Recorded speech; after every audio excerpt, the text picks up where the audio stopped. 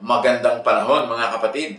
Nawa ay abutin tayong lahat ng oras na ito na mayroong kalusugan, kagalakan, kapayapaan, at up to a lot of degrees, kasaganaan. Pwede naman tayo humingi sa Panginoon ng material, emotional, spiritual plenty. Ang pag-aaral natin ngayon, pinamagatan natin na be you and be your best. Parang isang magandang paghahanda sa paglabas natin sa ating mga kuweba, sa paglabas natin sa ating mga lungga, sa pagharap natin muli, unti-unti, dahan-dahan, sa buhay, ay tayo ay magkaroon ng self-reflection para yung ating pakikitungo sa kapwa, yung ating self-assessment, yung ating pakikipagbabutihan can be brought to a higher level.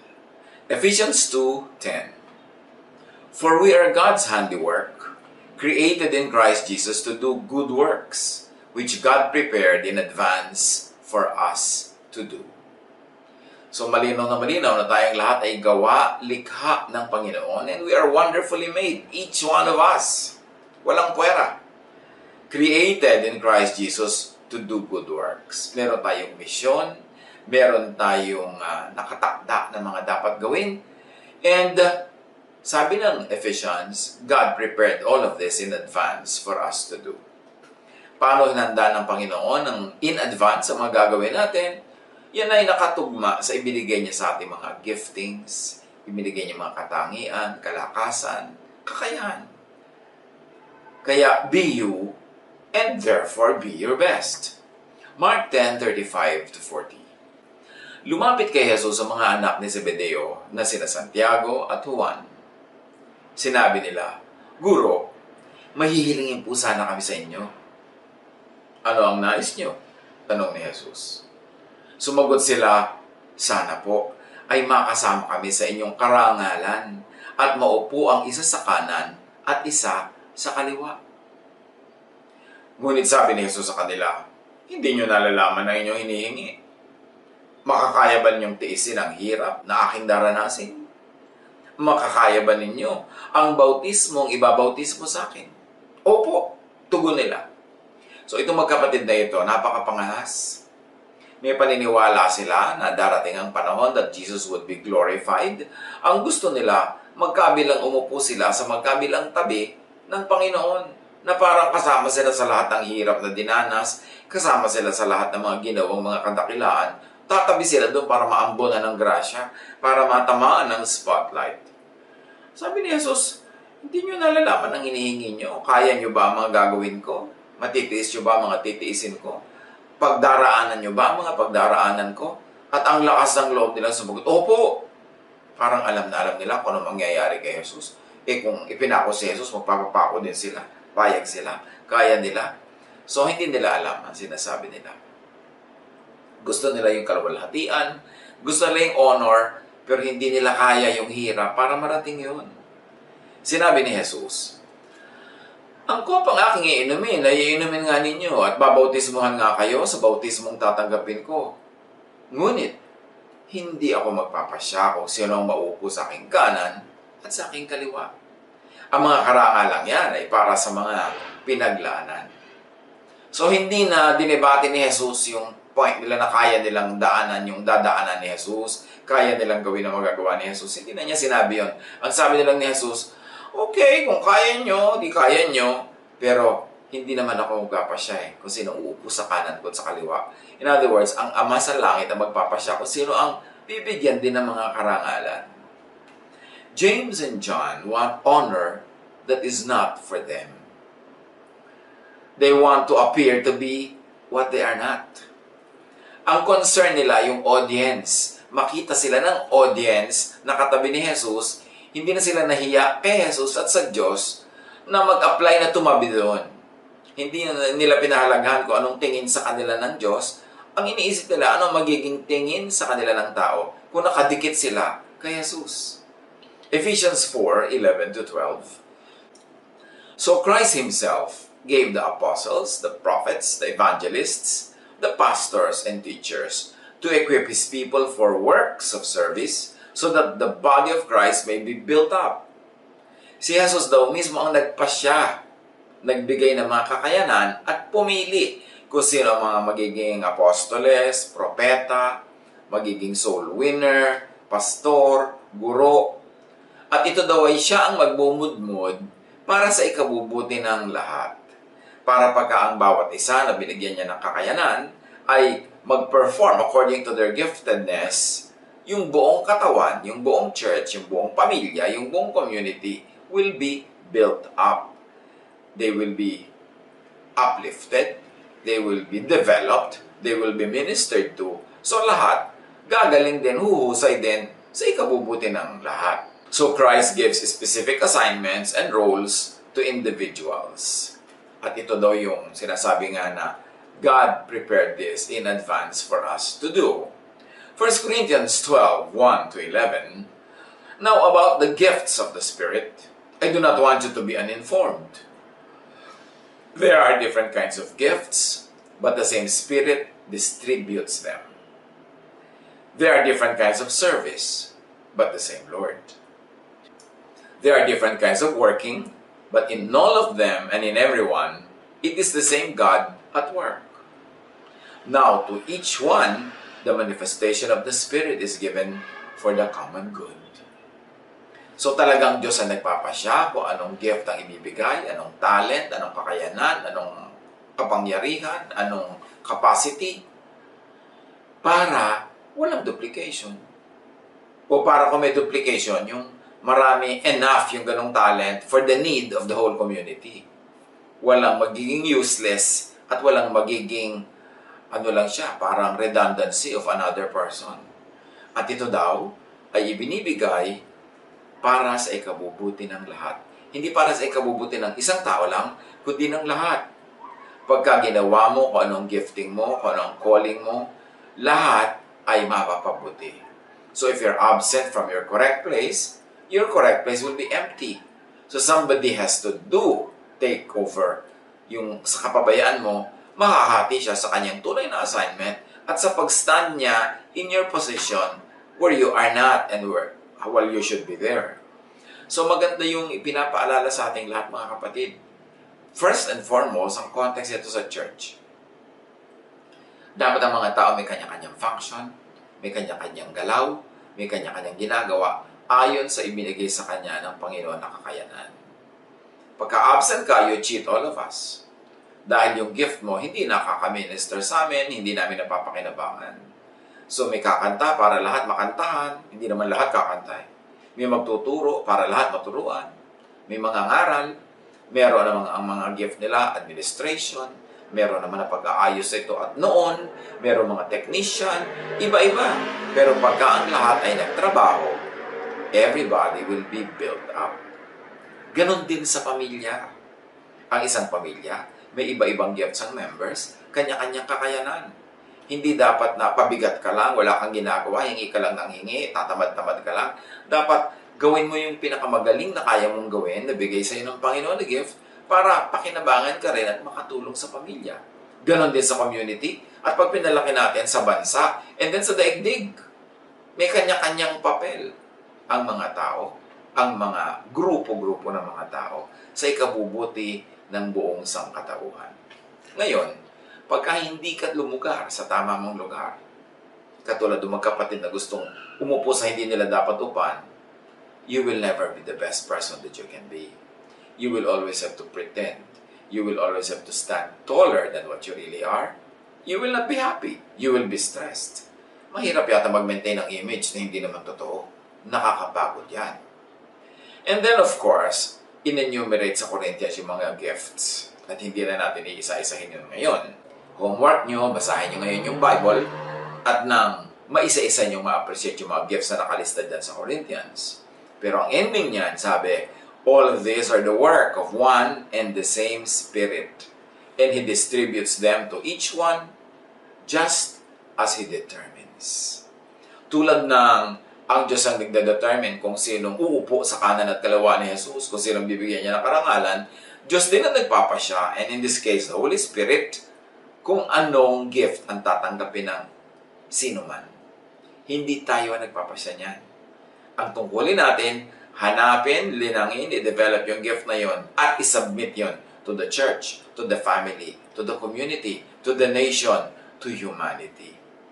So lahat magiging mahalaga, lahat magiging importante, lahat appreciated. Unity doesn't mean uniformity. So may unity ang church, ang pamilya, ang community, pero hindi uniform ang mga ginagawa, hindi uniform ang mga gifts. There are various gifts given by the one and the same Spirit to different persons. So, be you. Be true to yourself. Discover, know, develop, use, and function according to your gifting, calling, and assignment, role, and place. Kailangan nasa tamang lugar. Lagi ko naalala ang lola ko noon, sinasabi niya, lumugar kayo. Dapat nasa tama kang lugar. Hindi ka mali. Yung nasa correct position ka. Hindi ka adelantado, hindi ka presentado pagka hindi naman kailangan. Everyone has varied gifts and capacities. And remember, not all have the same gifts and function. Huwag mong gayahin ang kapwa. Huwag mong kainggitan ang kagalingan niya. Kasi pag nainggit ka ng nainggit, ang tendency mo, kopyahin siya ng kopyahin, magiging, ano ka lang yan, kopya. A cheap copy. Kailangan original ka para ka magkaroon ng value. At magiging original ka pag totoo ka sa iyong sarili. Appreciate natin yung galing ng iba. Pakilabangan natin, enjoyin ang galing nila pag i-minister sa atin. Pero huwag natin kopyahin. Ang hanapin natin yung sarili nating galing at yun ang ating i-develop. Ngayon, kung magkakaroon na ulit tayo ng normalcy sa buhay, maghahanap ulit ang mga tao ng gagawin, ng mga negosyo, ng mga trabaho, anong kaugnayan itong mensahe natin sa paghahanda natin sa ganong buhay muli? One, be in your correct place. Kung nung before lockdown, nung araw, mali yung trabaho mo, hindi ka enjoy, hindi ka masaya, hindi ka productive, pagod na pagod ka magpanggap, pagod na pagod ka na umabot sa standard na hindi mo normally naaabot, baka panahon na ngayon mag-isip ka to change careers, change jobs, o business. Kung minsan, business ka ng business, hirap na hirap ka, wala ka pa rin kita, laging lugi, laging hindi nakiklik, baka hindi ng business na para sa'yo. Maghanap ka ng ibang magagawa na bagay sa'yo. Ano ba yung bagay? Ano ba yung natural gifting? Yung pag ginagawa mo, masaya ka. Pag ginagawa mo, effective, mabunga. At yung mga tao sa paligid mo, masaya rin sila na ginagawa mo yon. Malaki na yung chance na masabi mo, yan yung gift ko. Hiyang ako dyan, masaya ako dyan, mabunga ako dyan, at masaya ang mga tao sa paligid pag yan ang ginagawa ko. That is probably your gifting. So, magandang paghahanda ito para humarap ulit tayo sa next chapter of our lives, post-lockdown, post-quarantine. Nasa tama ka bang lugar? Nasa tama ka bang negosyo, tamang trabaho? At sa posisyon mo sa pamilya, sa community, sa mga kaibigan, nasa tama ka bang lugar? Ikaw ba isusunod-sunod samantalang dapat leader ka? O nagli-leader-leaderan ka dyan, hindi mo naman alam yan? Baka naman dapat follower ka sa area na yan, sa department na yan. Mahalagang maisip yan. Para pagkatapos ng lockdown, pagkatapos ng quarantine, we all become the better persons that we have always been meant to be. Maaring wake-up call, maaring nayanig tayo at nayugyug lang nitong mga ganitong crisis para tayo makapag-isip-isip, ma-reposition natin ang sarili natin. Ganun din sa ministry. Hindi naman lahat ng pastor talagang tinawag para magpastor. Baka iba ang calling mo, baka kinol ka para maging exporter ng mga bato. Huwag mo lang sisirain yung nature. Anong tinawag sa'yo? Tinatawag ka ba talaga sa choir? Yung kakanta ka na lang, yung mga kasama mo. Repeat, kasi mali. So, baka hindi ng gifting mo. Baka wala ka sa tamang ministry. Kasi pag nasa tama kang ministry, mabunga. Although hindi naman mabunga instantly agad. Pwedeng nasa tama kang ministry, pero naghihintay pa ng tamang panahon. Pero kung tagal-tagal na, paulit-ulit na, wala ka pa rin bunga, baka hindi naman yan ang ministry mo dapat. Hindi yan ang iyong tamang lugar. Mag-isip-isip. Now, eagerly desire the greater gift, sabi ng 1 Corinthians 12:31. And yet I will show you the most excellent way. So may isa pa pala na dapat tayong isipin. Everybody can and should desire and excel in the greatest gift and calling. And this is love. Ito, lahat tayo may gift. Yung iba lang nga, sobrang daming gift nila sa area na to. Pero walang zero dito. Lahat meron. At lahat mag-excel dapat dito. Hindi lang iba. Hindi lang konti. Lahat. Wanting gifts and roles that are not for you is childish. So ang mahalaga ay maging tama ang lugar natin. Ang sabi sa Corinthians, we know little. We are imperfect. And we could be wrong about our gifts and roles. But there could be no mistake in love. In loving. Sabi ni Paul, when I was a child, I thought like a child, I reasoned like a child. Now that I'm a man, I give up childish ways. Tapos sabi pa niya, our knowledge is imperfect, our prophecy is imperfect. But when the perfect comes, the imperfect will pass away. So how do we compensate for our imperfect knowledge and prophecy? How do we compensate for our childishness or lack of maturity? Meron dyan laging pang-balance. Love. Mag-excel ka in love. At matatakpan ang lahat ng kulang. Mapupunan ang lahat ng kulang. Gaganda ang lahat ng hindi kagandahan. Magiging makulay, masaya ang lahat if we excel in love. Halimbawa, hindi masyado excellent ang grades mo, hindi mo masyadong gift yung academe. Halimbawa, hindi ka masyado talagang yayamanin, talagang hindi mo gift gumawa ng maraming pera. Samantalang, halimbawa, hindi mo rin gift yung ganito at ganyan, pero pag loving ka, ang laki-laki ng nadadagdag sa iyong value, sa value ng iyong buhay, at sa value ng lahat ng iyong ginagawa. Hindi ka masyadong gifted magluto, hindi ka kasing sarap magluto ng iba, pero napaka-loving ng presentation mo, loving ang concern mo sa papakainin mo. So, yan ay nagpapasarap at nagpapaganda sa iyong ginagawa. Lahat ng ginagawa natin, lagyan mo ng love. Nagpupunas ka ng mesa, nagtatanggal ka ng alikabok, naglalaba ka ng sapatos, naghuhugas ka ng kotse, nagtatanim ka ng halaman.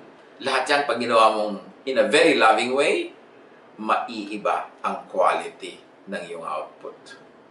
Maiiba rin ang value mo bilang isang manggagawa at bilang isang tao. Sa verse 13 sabi, and now these three remain, faith, hope, and love. Yan ang 1 Corinthians 13:13. But the greatest of this is love. Imagine, faith, ang laki niyan, hope, ang laki niyan, pero greater than the two is love. So let us just love. Let us just be loving. Kanina binasa natin ang Ephesians 2:10. For we are God's handiwork, created in Christ Jesus to do good works, which God prepared in advance for us to do. You and I, all of us, each one of us, you are uniquely designed and created for a purpose, a mission, a role. And that is to do your specific gifting, your specific place, and all of us to love and be loved. Psalm 139:14-16. I praise you because I am fearfully and wonderfully made. Your works are wonderful. I know that full well. Napakagandang realization yan. Na makita mo na napakaganda ng pagkakagawa sa iyo ng Diyos. Hindi yung naiinis ka sa sarili mo, nai-inferior ka sa iba, nagtatampo ka sa Diyos, at unhappy ka tungkol sa iyong sarili. Ibig sabihin lang nun, kulang ka ng pagkilala sa sarili, pag-alam, paghalukay, pag-develop ng special gifts na sa iyo ibinigay ng Diyos. So pag meron tayong unhappiness about ourselves, look deep, look into yourself, at tingnan, hanapin ang gifting sa iyo ng Diyos, linangin, i-develop yon at makikita mong, wow, really, I am wonderfully made. At makikita mo lang yon pag totoo sa sarili.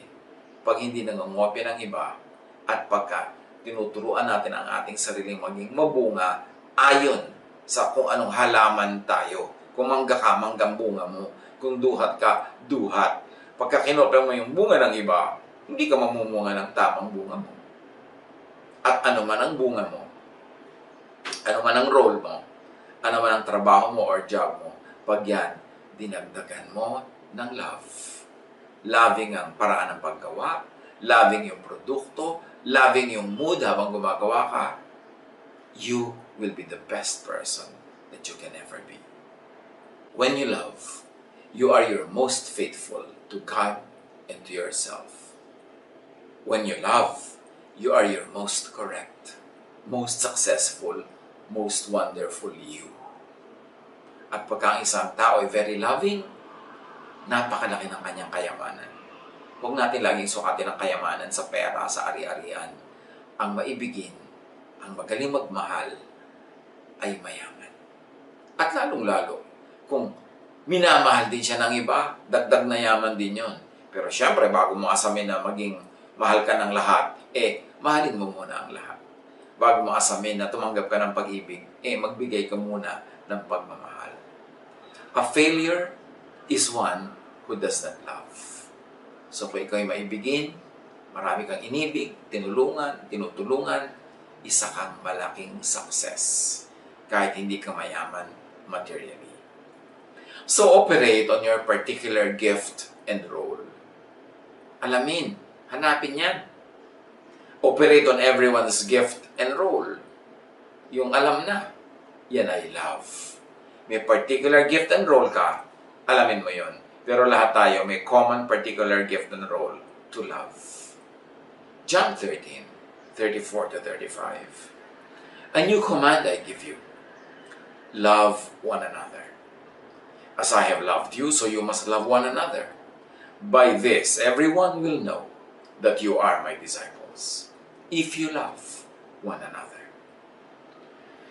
Kung tayo babantog, sisikat, nakikilala, pag-uusapan, be known for your particular gift, and also be known for your general gift. That is also my gift and the gift of everyone else. Love. Pag pinagsama mo yan, you can be the best person that you can be. So be you and be your best. Know, identify your assignment to love as ministry and your assignment to love for pleasure. Meron talagang dapat mong mahalin at kahit hindi siya kamahal-mahal, kahit hindi ka nag-e-enjoy na mahalin siya, meron yung ministry yun, duty natin, pero meron namang mamahalin ka for pleasure. Pareho mong hanapin yan at pareho mong gawin. No.